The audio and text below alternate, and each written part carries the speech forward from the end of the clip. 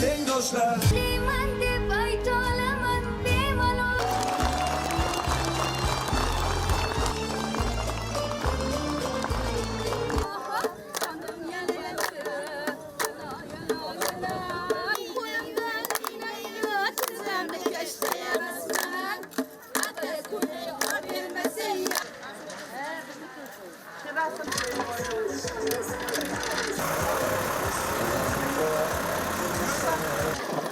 Nargiza.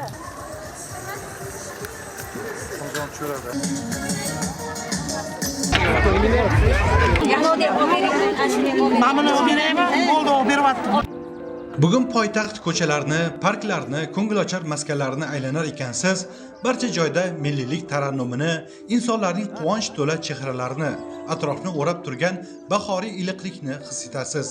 Bu muhit qalblarni junbushga keltirib, barchani bayram sari, ko'ngilni bir oz yozib olish uchun chorlaydi. Masalan, poytaxt markazidagi Do'stlik bog'i bugun har qachongidan-da fayzli go'shaga aylangan. Bir tarafda doshqozonlarda sumalaklar qaynab turibdi.